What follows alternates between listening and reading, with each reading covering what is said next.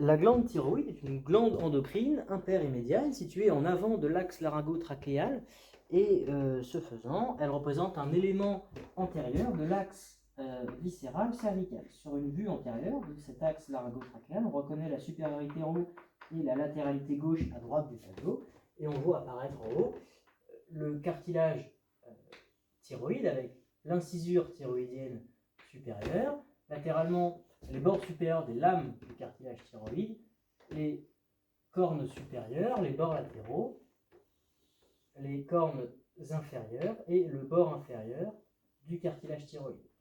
L'arête antérieure est marquée par la proéminence laryngée qui soulève la pomme d'Adam et les faces latérales sont marquées par les lignes obliques des lames thyroïdiennes. En bas vient se placer le cartilage cricoïde qui forme un anneau complet de cartilage hyalin articulé en arrière et de chaque côté avec les cornes inférieures du cartilage thyroïde.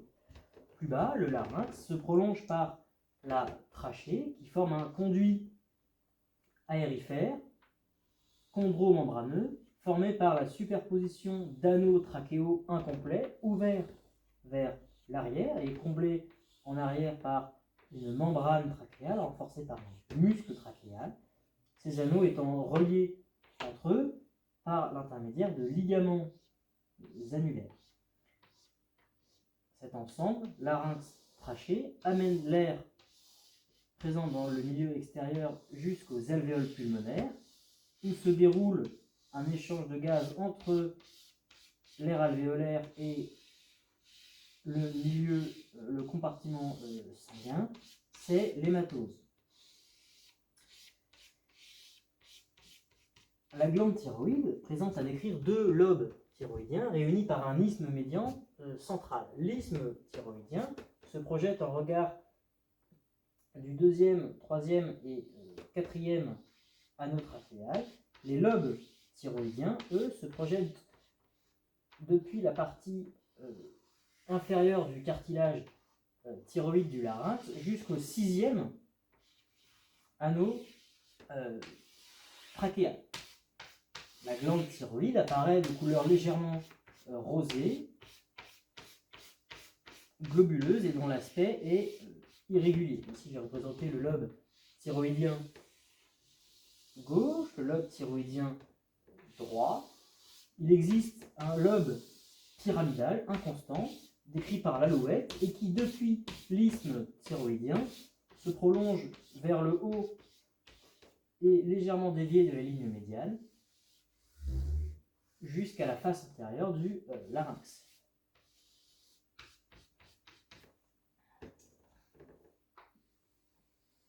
La glande thyroïde se projette donc de manière superficielle dans la région cervicale antérieure, en se plaçant en avant de la partie haute de la trachée et de la partie basse du larynx.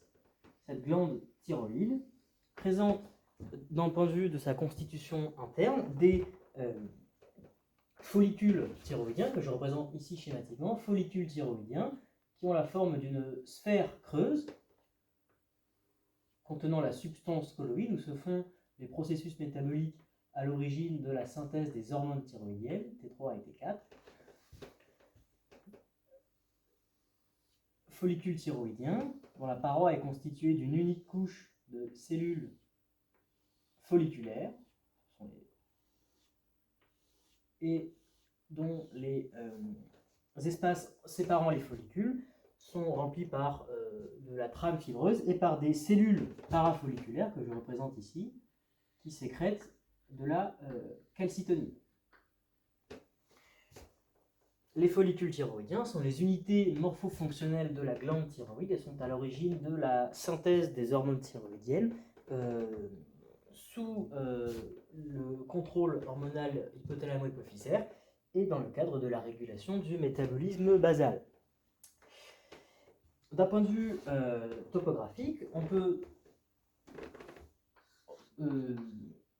représenter un schéma qui est une coupe transversale passant par la sixième vertèbre cervicale, orientée telle que l'antériorité est en haut du tableau et la latéralité droite à ma droite. On voit apparaître en arrière de la coupe le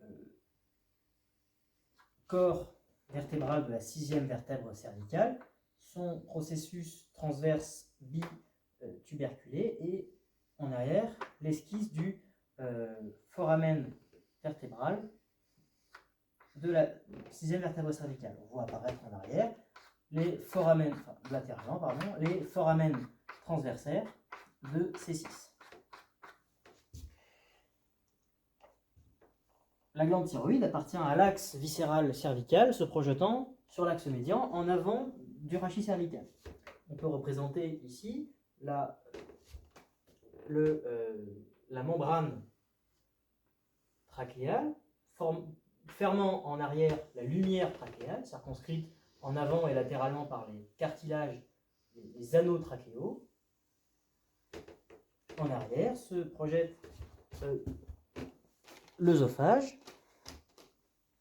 qui poursuit le laryngopharynx, ici en regard de C6, par l'intermédiaire de la bouche œsophagienne de Killian. Ces deux éléments viscéraux étant contenus dans une gaine viscérale,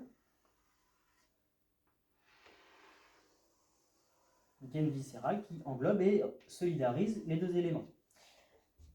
La glande thyroïde se place en avant de cette gaine viscérale. On voit ici apparaître un lobe thyroïdien, l'isthme thyroïdien en avant, et les lobes thyroïdiens droit et gauche. On matérialise ici l'épaisseur du parenchyme thyroïdien qui se moule sur la convexité de l'axe laryngotrachéal, et on distingue alors à cette glande une face profonde, concave, en rapport avec la convexité trachéale, et une face périphérique convexe, en rapport avec les muscles infrayoïdiens. Muscle infrayoïdien, latéralement muscle homoyoïdien, et en avant, muscle sternocléido-yoïdien en avant, qui recouvre partiellement le muscle sternocléido-thyroïdien, que je ne représente pas ici du côté gauche de la coupe.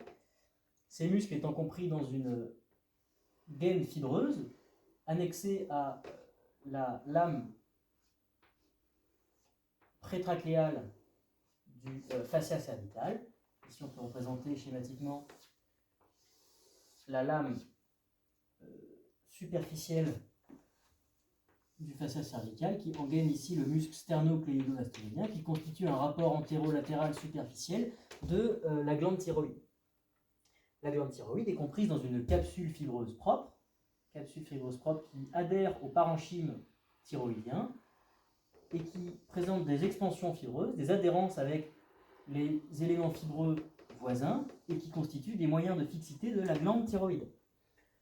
Ce sont en avant des tractus fibreux qui unissent la capsule de la glande au fascia cervical moyen, c'est la lame prétrachéale du fascia cervical. En arrière, à la gaine viscérale du cou, avec des tractus fibreux latéraux et antérieurs. La face convexe de la glande thyroïde est donc en rapport en avant avec les muscles infrayoïdiens et en arrière avec les glandes parathyroïdes, au nombre de 4, qui se placent en arrière des lobes thyroïdiens. Et en arrière et en dehors, on voit apparaître la gaine vasculaire qui englobe